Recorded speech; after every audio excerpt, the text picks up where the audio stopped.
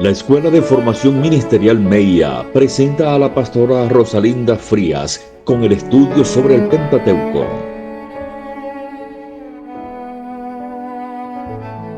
La escuela dominical o la escuela de formación ministerial no debe ser simplemente para cumplir un requisito de manera religiosa.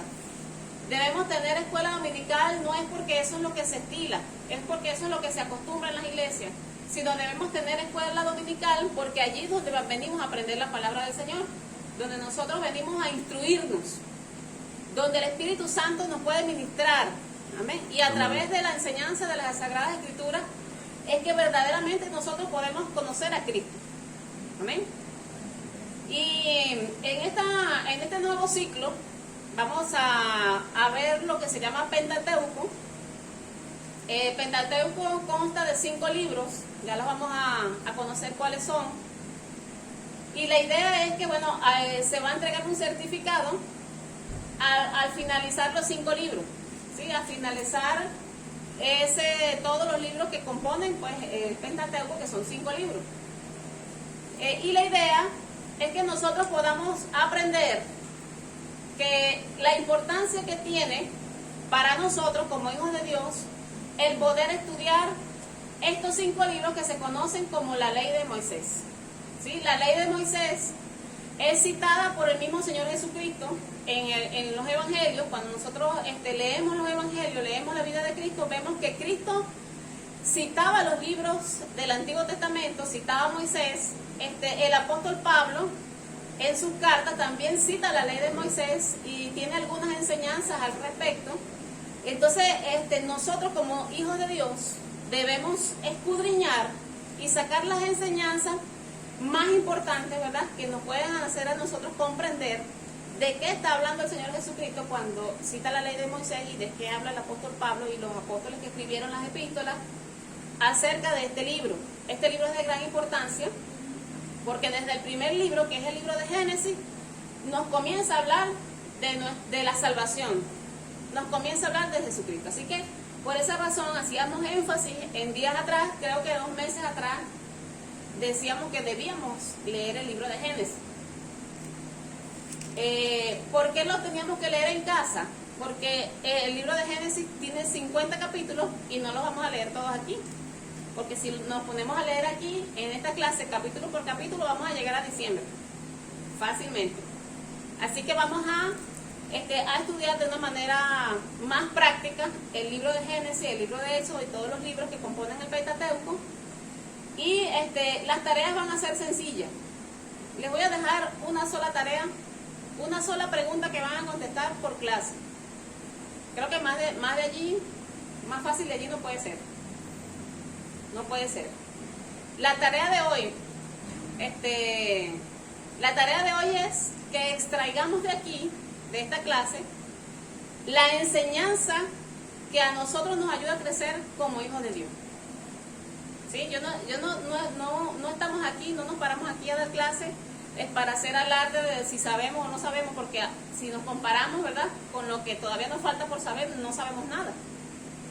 No venimos a hacer alarde de nada de lo que sabemos, sino venimos con hambre y sed de la palabra de Dios. ¿Sí? Así que, así como cuando yo me preparo para darles la clase, ustedes también, ¿verdad?, la responsabilidad es que ustedes extraigan de allí, de eso que enseñó la pastora en la clase, ¿qué me sirve a mí para yo mejorar, para ser un mejor discípulo de Jesucristo? Esas son las asignaciones que tienen que ver con esta clase de Pentateuco. Entonces, vamos a iniciar, ¿verdad?, en el nombre del Señor. Primero, viendo o definiendo qué es lo que significa la palabra Pentateuco. Sí, porque yo les estoy hablando de algo, ¿verdad?, y debemos saber qué es lo que significa. La palabra Pentateuco es una palabra que viene del idioma griego y consta de 2 partes. Pente, que significa 5, y teuco, que significa rollos. Entonces les pregunto, ¿qué significa entonces Pentateuco? 5 rollos. Esos 5 rollos son algo parecido a esa imagen que está allí, que era como se escribía, ¿verdad?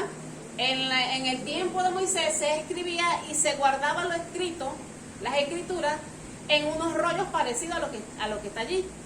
Y las personas, ¿verdad?, encargadas de organizar el Antiguo Testamento lo organizaron en 5 rollos, ¿sí? El autor de estos 5 rollos, ¿quién escribió este Pentateuco, estos 5 libros? Es Moisés. Dice la porción que acabamos de leer en el Deuteronomio capítulo 31, versículo 24 al 26, y cuando acabó Moisés de escribir las palabras de esta ley en un libro hasta concluirse, dio órdenes a Moisés, a los levitas que llevaban el arca del pacto de Jehová, diciendo que tomaran el libro, que tomaran esos 5 rollos, el libro de la ley, y lo pusieran en el arca del pacto de Jehová, vuestro Dios, y esté allí por testigo contra ti. ¿Sí? Entonces, la Sagrada Escritura y el Señor Jesucristo, cuando cita el Antiguo Testamento y específicamente algunos de estos libros del Pentateuco, y el apóstol Pablo le atribuyen la autoría de ellos, de esos 5 libros, a Moisés. Así que nosotros ya sabemos que Moisés no solamente escribió el Levítico, ni el Éxodo, ni el Deuteronomio, sino que también escribió el libro de Génesis, ¿sí? Y es interesante saber que cuando Moisés escribió esto, yo creo que eso fue cerca de 2000 años, ¿verdad?, después de la creación, aproximadamente 2000 años después que fue creado el mundo y existían las personas, Dios decidió dictarle a Moisés lo que él iba a escribir, ¿verdad?, acerca de cómo él había creado todas las cosas. Hasta el momento no existía algo escrito hasta que Dios se lo revela a Moisés. Entonces, es interesante también saber que los judíos llaman al Pentateuco Torá. ¿Cuántos han escuchado esa palabra? Torá significa instrucción, enseñanza o doctrina. Es el texto que contiene la ley y el patrimonio identitario del pueblo judío.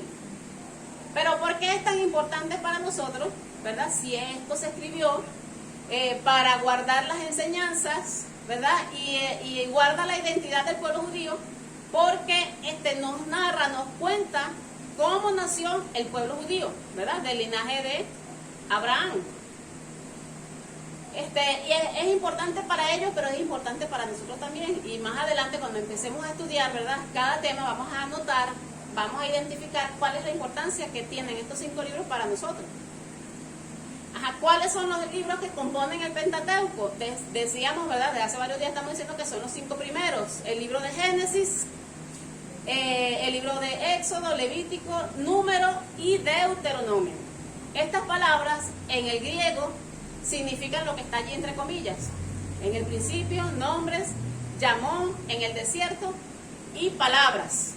Estos nombres le fueron otorgados a cada libro porque, como les dije, que se guardaban originalmente en rollos. Entonces a cada rollo le colocaron un nombre como para ellos saber el orden. ¿Ve? Por ejemplo, en el principio le colocaron Génesis. Es para identificar que era el primer rollo, ¿sí? Nombres, el nombre de todos los hijos de Israel y toda la genealogía que salió de la esclavitud de Egipto. Le colocaron allí para ellos, sin tener que abrir el libro, identificar cuál era cuál, o sea, a la hora de leer, cuál querían tomar. Entonces, los nombres significan lo que está allí escrito, y todos estos 5 libros se conocen como la ley de Moisés. Quiero que me ayuden a buscar, por favor, esas citas que están allí. Juan capítulo 1, versículo 17, Juan 5:46 y 2 de Corintios 3:15. Vamos a leer esas 3 citas que son un pequeño ejemplo, es un pequeño ejemplo de donde en las Sagradas Escrituras nos están hablando o están haciendo referencia precisamente a esta ley o a estos 5 libros que son valiosísimos dentro del canon del Antiguo Testamento. No por casualidad aparecen allí en primer lugar. Vamos a ver quién consiguió Juan capítulo 1 versículo 17 y lo lee en voz alta. Amén. Pues la ley por medio de Moisés fue dada, pero la gracia y la verdad vinieron por medio de Jesucristo. Ajá. Dice que la ley vino ¿por qué? ¿Por medio de quién? De Moisés. De Moisés. Allí está el escritor del Evangelio de Juan, que es el apóstol Juan, diciendo que la ley fue dada, precisamente fue a través de Moisés. Con esto lo que hacemos es confirmar, ¿verdad?, que ellos mismos por tradición sabían que la ley se la había otorgado Dios al pueblo de judíos, pero a través de Moisés. ¿Qué dice Juan 5:46? Porque si creyeseis a Moisés, me creeréis a mí, porque de mí escribió él. Ajá. Porque si ustedes creen a Moisés, esas son palabras de quién? Del Señor Jesucristo. Si ustedes creyesen a Moisés, me creerían a mí, porque Moisés escribió de mí. Entonces, el mismo Señor Jesucristo dice que en las Sagradas Escrituras, desde el primer libro, ¿verdad?, se viene hablando de él, y vamos a ver en la clase de hoy los 3 puntos que vamos a tocar acerca del Génesis, que verdaderamente desde el capítulo 3 nos viene hablando de nuestro Señor Jesucristo. Entonces, todo el Pentateuco habla de Jesucristo. Y 2 de Corintios, capítulo 3, versículo 15. Amén. Ajá. Dice, y aún hasta el día de hoy, cuando se lee a Moisés, el velo está puesto sobre el corazón de ellos. Ajá. Dice el apóstol Pablo, y aún hasta hoy cuando se lee a Moisés, ¿sí? Yo no voy a explicar el versículo, sino estoy haciendo referencia, el apóstol Pablo está haciendo referencia, pues cuando él dice, cuando se lee a Moisés, eso es algo que ya no nos debe sorprender y nos debe causar una incógnita. ¿Qué será eso de cuando se lee a Moisés? Porque cuando leemos a Moisés, dice el apóstol Pablo, estamos leyendo algunos de los primeros 5 libros del Antiguo Testamento, ¿sí? Entonces, tanto el apóstol Juan como el mismo Señor Jesucristo, como el apóstol Pablo, son 3 ejemplos, ¿verdad?, que podemos nosotros ver, identificar y asegurar que esa ley, esos 5 libros, le fueron entregados a Moisés por inspiración divina. No fue que él los escribió porque quiso, sino que Dios le inspiró a escribirlo. Que esas escrituras dan testimonio de Jesucristo, o sea, son valiosos, están allí no por casualidad. Entonces, que nosotros como estudiantes de la palabra del Señor, no solamente debemos leer los salmos. A veces leemos los salmos de manera religiosa. Ay, el que habita la vida del Altísimo morará bajo la sombra del Omnipotente. Es algo de manera, como que si fuera algo automático, una fórmula mágica, no, sin darle de verdad el sentido que tiene en las Sagradas Escrituras, porque ellas nos hablan, dan testimonio del poder de Dios, ¿sí?, y de lo que Él quiere de nosotros como hijos. Y el apóstol Pablo también hace referencia en muchas de sus epístolas a la ley de Moisés. Ahora, si nos preguntamos, ¿quién inspiró el Pentateuco? ¿Quién me lee por allí 2 Timoteo capítulo 3, 16? Mientras explico esto, según los judíos, hay 3 momentos posibles donde Moisés recibió la inspiración divina para escribir.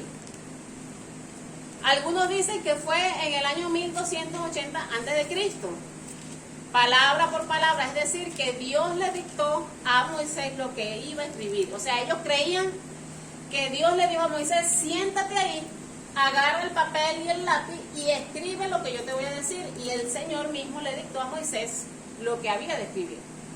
Eso por alguna de las opciones o alguna de las tendencias de pensamiento en cuanto a la inspiración que recibió Moisés. Otras personas creen que le fue revelado no en un momento específico, sino a lo largo de toda la travesía de su vida. Dios le entregó a Moisés, ¿verdad?, y le fue inspirando a escribir lo que escribió. Y la número 3 es que Dios le dictó el Pentateuco durante su travesía en el desierto, durante los últimos 40 años de su vida, y José fue quien lo concluyó. Yo me inclino más por pensar en esta última, que Moisés recibió esta revelación en el desierto. O sea que él sacó al pueblo de Israel de Egipto y duraron 40 años en el desierto, que Dios los hizo vagar por su rebeldía, y durante toda esta travesía Moisés tuvo tiempo de escribir, ¿verdad?, todos estos libros que tenemos hoy en nuestras Biblias. La gloria del Señor por eso, porque de verdad que son libros que nutren nuestra vida como creyentes.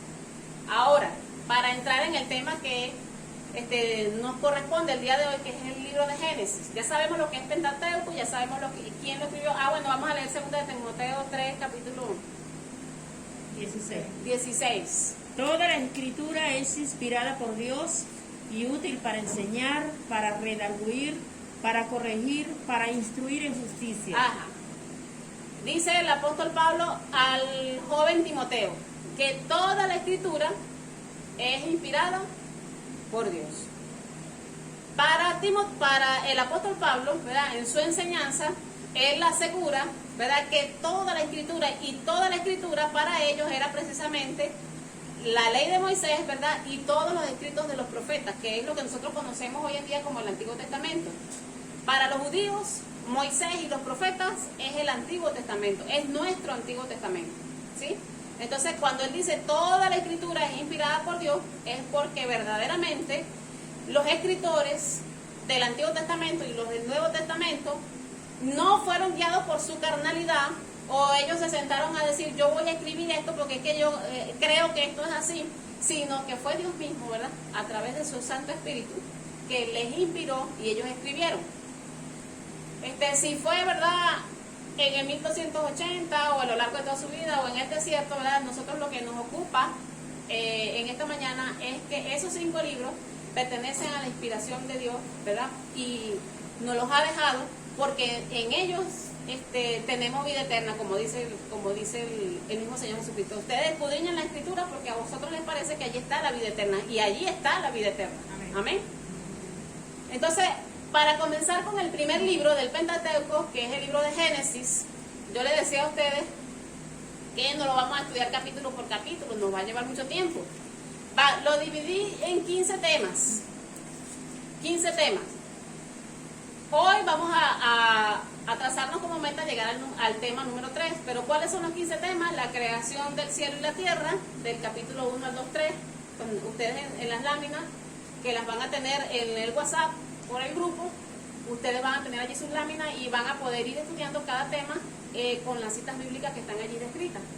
El número 2, la creación del hombre y la mujer. El número 3, el pecado, el avance del pecado por el mundo, Caín y Abel. Después los descendientes de Caín, los descendientes de Set, el mundo descarriado, el diluvio, la repoblación de la tierra, la torre de Babel, el comienzo del pueblo judío, Abraham, Isaac, Jacob y José. Terminamos con José, ¿sí? ¿Qué vamos a extraer, hermanos, de todos estos temas? ¿Qué vamos a extraer? Vamos a extraer lo que nos sirve, ¿sí? Porque, por ejemplo, en el tema de la creación, y vamos a entrar de una vez al tema de la creación, que es el primer tema, hay mucha especulación acerca de cómo Dios crea el mundo. O sea, somos hormiguitas, ¿verdad?, delante de Dios, que todo lo sabe, que es el creador del universo, del cielo y de la tierra, y somos nosotros como hormiguitas, ¿verdad?, queriendo entender lo que Dios hizo en el principio. Todo lo que no está, es una recomendación que les hago desde ahorita para que ustedes, cuando ustedes vayan leyendo, no se enreden ni se pongan hay muchas personas que les gusta buscar en internet, ¿sí? No hay problema en que usted busque en internet, pero vea bien qué es lo que va a leer en internet. Creo que el 70% de las cosas que hay escritas en internet no proceden de nuestra fe cristiana. Proceden de los testigos de Jehová, proceden de los católicos, proceden de los adventistas, ¿sí? Alrededor solamente de un 30% es lo que uno verdaderamente puede ser valioso de la información que conseguimos nosotros en la internet. Así que métale la lupa a eso, ¿sí? Métale la lupa al internet. En relación a la creación del cielo y de la tierra, hay mucha especulación. Por ejemplo, una pregunta que hacían los niños en estos días, María, era que si la serpiente caminaba, ¿no? O que si la serpiente hablaba en el Edén. Eso es algo que no lo dice la Biblia. ¿Cómo lo vamos a inventar? Podemos suponer que caminaba porque luego Dios le dijo que se arrastraría, pero no podemos asegurarlo porque en ninguna parte vemos que el Señor nos dejó escrito que la serpiente hablaba o caminaba o tenía patas. No lo sabemos. Entonces, todo lo que no está escrito aquí, que querramos intentar explicar, lo que vamos a hacer es especular, ¿sí? Hay muchas cosas que el Señor no nos dejó escritas. Lo que nos dejó escrito es lo que debemos tratar de entender y sacarle a eso el provecho, lo que nos edifica, lo que me hace crecer como creyente, lo que me hace crecer como cristiano. Eso es lo que yo debo rescatar de la Sagrada Escritura. En el capítulo 1, versículo 1, al capítulo 2, versículo 3, encontramos el relato de la creación. Ese es el primer tema que nos conseguimos nosotros en Génesis. Nosotros vemos en ese relato, no sé si todos lo han leído, levanten la mano los que han leído el relato de la creación. Ajá, muy bien, la mayoría ha leído el relato de la creación. Ese es un relato muy interesante. Allí se nos narra, Moisés narra, ¿verdad?, lo que Dios le quiso dictar a Moisés acerca de cómo él hizo los cielos y la tierra. Dice que primero creó el cielo y la tierra. El versículo 1, ¿verdad?, dice: en el principio creó Dios los cielos y la tierra. Y en ese versículo encierra lo que a nosotros nos interesa. Si tratamos de explicar lo demás, ¿verdad?, aunque es algo fascinante, ¿verdad?, es algo maravilloso, ver cómo Dios, ¿verdad?, con el poder de su palabra, solamente dijo: sea la luz, y surgió la luz de medio de la nada y alumbró la oscuridad. Y cómo Dios puso orden a todo allí, y cómo Dios separó la luz de las tinieblas, cómo separó las aguas de la atmósfera de las aguas que están abajo, y luego le dijo a las aguas: apártense y descubran lo que está seco, ¿verdad? Necesitamos tierra seca para poder vivir. Entonces, otra cosa es, él le dijo con su palabra, dio una orden y dijo: broten de la tierra toda la hierba, y árboles y plantas que den semilla, para que posteriormente esas semillas se puedan sembrar, ¿verdad?, y se reproduzcan. Pero en un inicio no había semilla. Y Dios le dijo, solamente con dar una orden, broten, ¿verdad? Y la tierra le obedeció a Dios. Eso es algo fascinante, eso es algo hermoso, ¿verdad? También dijo el Señor, cuando creó los animales acuáticos, dijo: produzcan las aguas todos los animales según su género. No se sabe cómo el agua, ¿verdad?, parió todas las cantidades de peces que hoy en día conocemos. Querer explicar que si fue un alga, ¿verdad?, como hay una teoría que fue de una alguita que se desprendió no sé qué cosa y de ahí surgió con otros componentes, eso no está escrito, hermano. Y lo que no está escrito, lo que hacemos es perder nuestro pensamiento, perder nuestro tiempo, y nos regatamos queriendo explicar lo que Dios hizo con el solo poder de una orden que dio. Después dice que creó los animales terrestres. ¿Qué dijo? Produzcan la tierra los animales según su género. ¿Por qué vamos a querer explicar cómo fue eso?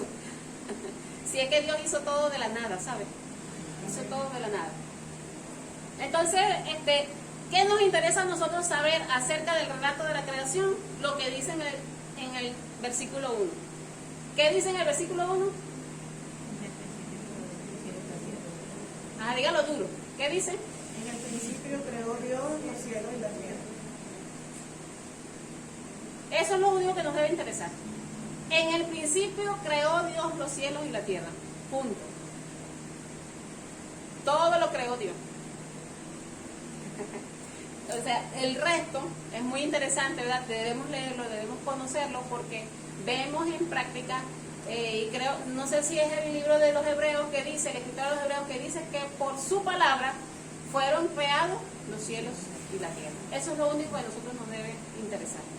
Que si la teoría de Darwin, que el hombre, el ser humano viene, ¿verdad?, de la evolución de un animal que es el mono. Que si todo el universo surgió de un átomo, que explotó con no sé qué cosa. Mire, yo ni siquiera entendí eso. Eso lo vimos en el liceo, ¿verdad? Eso lo vimos en el liceo, en una de las clases del liceo, pero yo jamás entendí eso, y le doy la gloria a Dios porque jamás lo entendí. ¿Sí? Porque ahora, como creyente, como hija de Dios, lo único que me interesa es lo que dice en el versículo 1. Amén. En el principio creó Dios los cielos y la tierra, punto, se acabó. Yo creo eso como está ahí. Amén. No necesito más explicación. Hablando del pensamiento cristiano, ¿verdad?, hay teorías acerca de la creación del universo, que si los 7 días fueron 7 épocas distintas, que si los 7 días no son 7 días, sino que se lo reveló Dios a Moisés en 7 partes, hay muchas cantidades de cosas que dicen y que se hallan por internet. Yo le estoy alertando esto porque en internet usted va a ver muchas cosas, pero nadie puede asegurar, ¿verdad?, que lo que ellos dicen es así. Lo único que podemos asegurar que es verdad es la palabra de Dios. Si nos dicen a nosotros, ¿qué cree usted acerca de la creación? Lo que dice el versículo 1, que Dios lo creó. Dios hizo todo lo que nosotros hoy en día conocemos: el cielo, la tierra, las nubes, el agua, los animales, las plantas, todo eso lo creó Dios. Y es lo que a nosotros nos debe interesar. ¿Vamos bien? ¿Alguna pregunta hasta aquí? Luego dice que después de los animales, según su género, el género no es lo mismo que la especie, ¿no? El género es, por lo menos, existe el género equino, ¿verdad? Los animales equinos se dice, ¿verdad?, que son el caballo, la mula, el burro, la cebra, todos los que son de ese género, ¿verdad? Están también los mamíferos, que es un género también. Bueno, ahí también entra el caballo, pero es por poner un ejemplo. Están los reptiles son un género. Y hay mucha variedad dentro del género de los reptiles, hay mucha variedad de animales. ¿Cómo ellos se hicieron? ¿Cómo los hizo Dios? No lo sabemos, solamente Dios dio una orden a la tierra: produzcanos. Pero cuando se trata de la creación del ser humano, la Biblia allí presta más atención, ¿sí? O sea, Dios le dio más detalle a Moisés acerca de la creación del hombre que acerca de la creación de todo lo demás. Fíjense ustedes, si uno ve el universo, la naturaleza, todo lo que Dios nos dejó a nosotros, que Él creó, ¿verdad?, a partir de su palabra, vemos que Él mismo se detiene en cada versículo y dice: y vio Dios que era bueno. O sea que todo lo hizo el Señor perfecto. Ahora, cuando se trata de la creación del ser humano, del hombre, sí presta más atención, y Dios le dice a Moisés que escriba allí, capítulo 2, versículo 4, dice: estos son los orígenes de los cielos y de la tierra cuando fueron creados, el día que Jehová hizo la tierra y los cielos, y toda planta del campo antes de que fuese en la tierra, y toda hierba del campo antes de que naciese.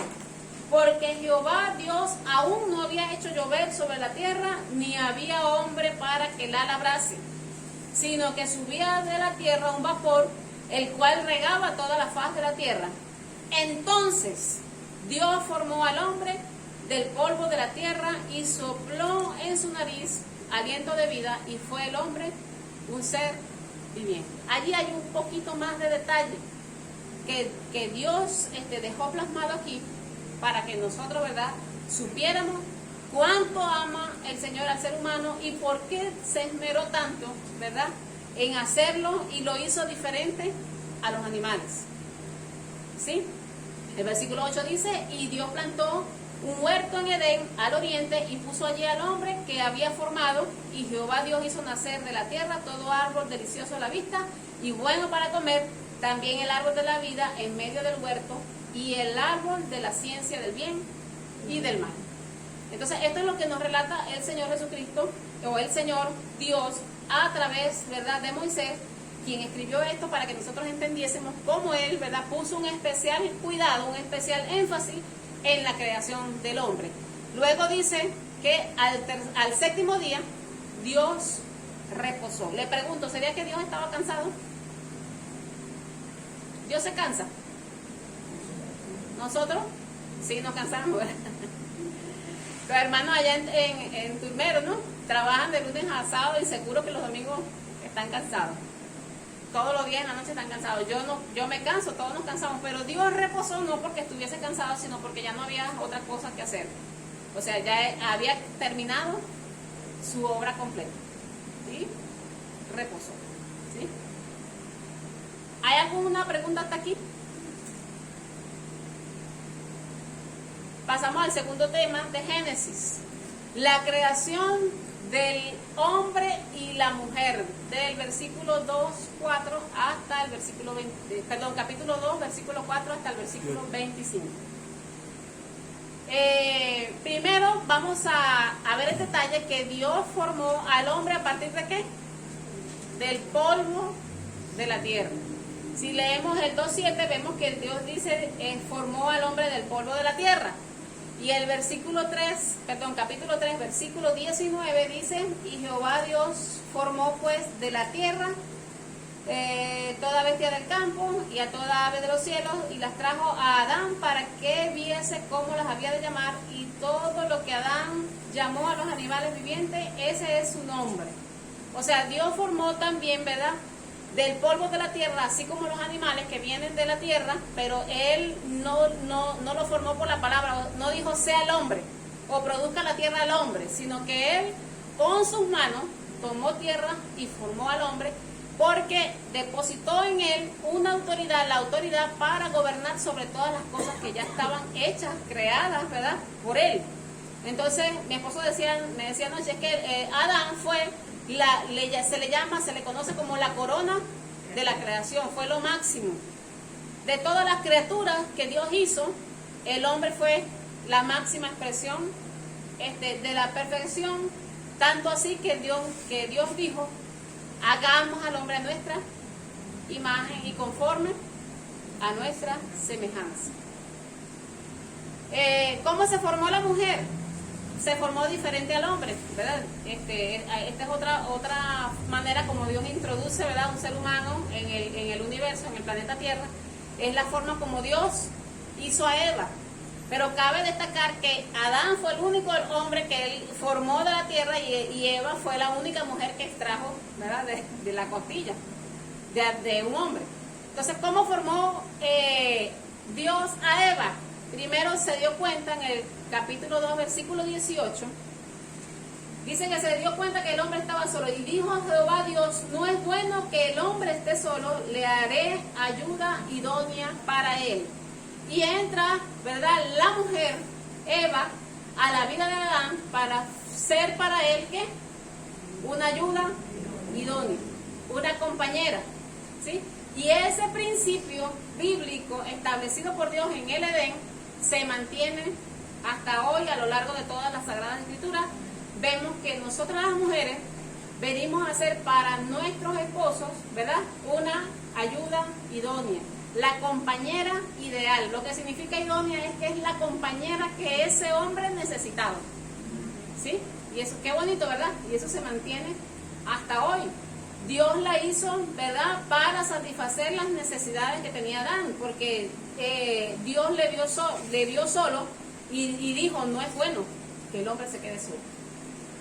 Yo le voy a dar una ayuda idónea. Por eso es que hoy en día también el hombre cuando está solo, uno siempre dice, Señor, si uno es pastor de ese joven, ¿verdad?, uno dice, Señor, darle una buena compañera a ese joven, o darle una buena esposa a este hombre, que lo ayude, ¿verdad?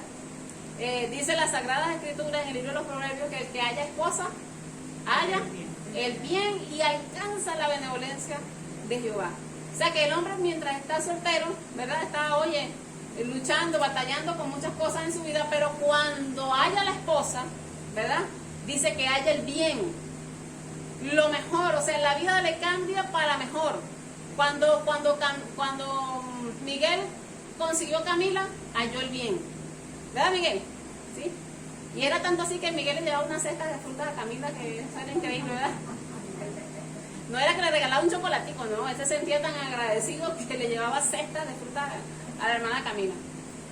Entonces, el que haya esposa, haya el bien y alcanza la benevolencia de Jehová. Es cuando el hombre, ¿verdad?, igual que Adán, puede cumplir, establecerse como una familia. Uno le dice sentar cabeza, ¿verdad?, dejar la vida pasada, dejarla esa vida de donde estás incompleto. Cuando hayas tu esposa, ¿verdad?, hayas el bien. Por eso que es bueno dejarse dirigir por el Señor, y que sea el Señor, ¿verdad?, que dirija a todos los varones a hallar esa ayuda idónea. Idónea significa la que era la compañera ideal para que Adán pudiese cumplir su función como gobernante, como decía la hermana Migdalia, como administrador de todas las cosas que Dios había hecho. ¿Por qué? Porque Dios les delegó a ellos una responsabilidad muy importante. ¿Cuál era? Eran dos. Primero, que tenían que multiplicarse y llenar la tierra de gente. Y la otra cosa era cuidar todas las cosas que Dios, gobernar sobre todas las cosas que Dios había hecho, cuidarlas y administrarlas bien. Entonces, vemos cómo en el versículo 21 y 23 del capítulo 2 dice, dijo entonces Adán, perdón, el 21, entonces Jehová Dios hizo caer sueño profundo sobre Adán, y mientras éste dormía, tomó una de sus costillas y cerró la carne en su lugar. Y de la costilla de Jehová Dios, que Jehová Dios tomó del hombre, hizo una mujer y la trajo al hombre. Dijo entonces Adán, esto ahora es hueso de mis huesos y carne de mi carne. Esta será llamada varona, porque del varón fue tomada. Y Dios establece, fundamenta la primera pareja matrimonial, pues el primer matrimonio de la historia de la humanidad lo instituye Dios mismo. Y queda como ejemplo, ¿verdad?, para las futuras generaciones. Y a lo largo de la historia de la Biblia, nosotros vemos que se mantiene, Dios no ha cambiado el orden, Dios sigue siendo el mismo que hizo Adán, que formó a Eva de la costilla del hombre. Quiere decir, ¿verdad?, que la iglesia tiene la responsabilidad de, como columna y baluarte de la verdad, alzar bandera contra esa ideología que hay hoy por allí, que los gobernantes del mundo, ¿verdad?, están queriendo desfigurar el plan de Dios para la familia. ¿Cuál era el plan de Dios? Que un hombre y una mujer se consolidaran como una familia y ellos produjeran, ¿verdad?, hijos, y Dios los coloca al frente, ¿verdad?, de la familia, al frente de la obra, al frente, ¿verdad?, Dios le da un lugar a una familia bien constituida, siempre le da un lugar honorable dentro de la sociedad. Por eso que, adelante hermano, por eso es que la familia, rezaba aquel concepto, no sé cuándo recuerdan, que cuando estuvimos en primaria, siempre nos enseñaron que la familia es la base fundamental de la sociedad. Si la familia se desarticula, se fractura, se deforma, entonces la sociedad se desarticula, se deforma también, ¿sí?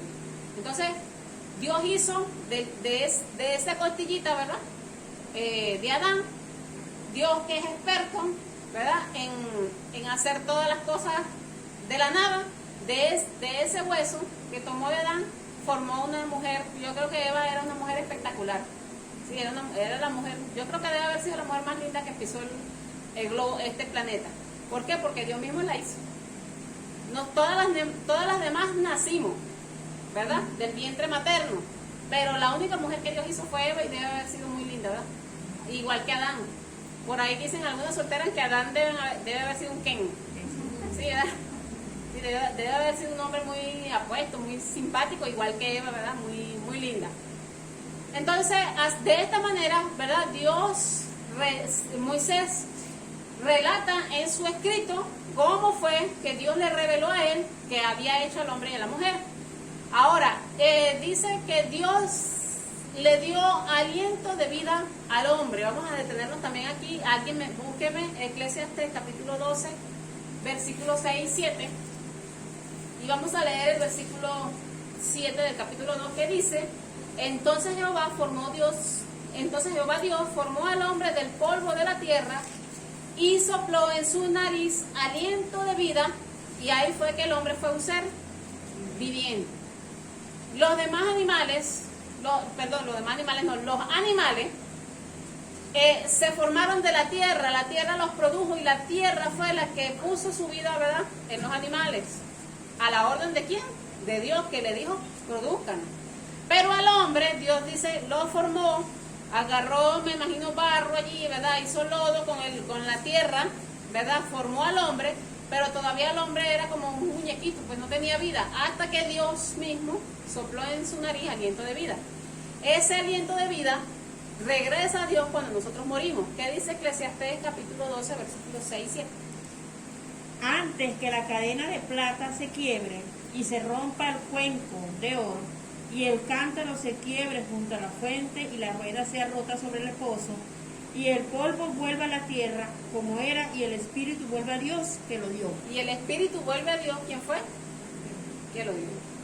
O sea, nuestro espíritu, nosotros también tenemos cuerpo, tenemos un alma y tenemos un espíritu, que dice la Biblia que ese espíritu fue el aliento de vida que Dios nos dio a todos nosotros, ¿sí? Cuando nosotros morimos, el alma, si es de Cristo, va a la presencia del Señor, el cuerpo va a la tierra, ¿verdad? Y el espíritu vuelve a Dios, dice el libro de Eclesiastés.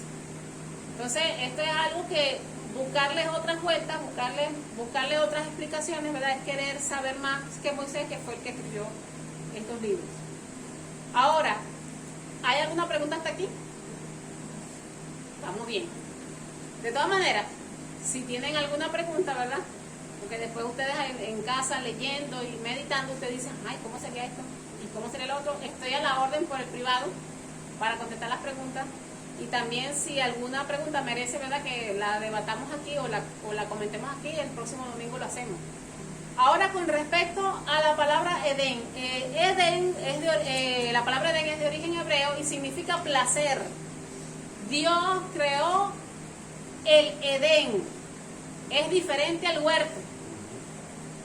¿Sí? El Edén es una cosa, el huerto es otra. ¿Sí?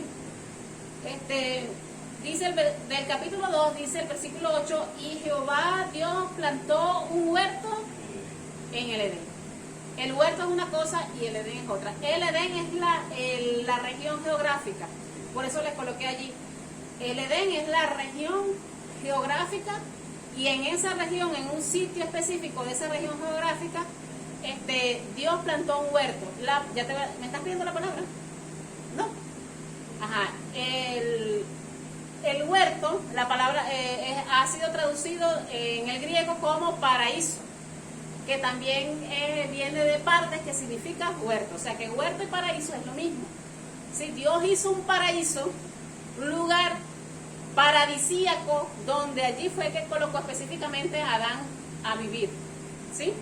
Entonces, el Edén es una cosa y el paraíso es otra cosa.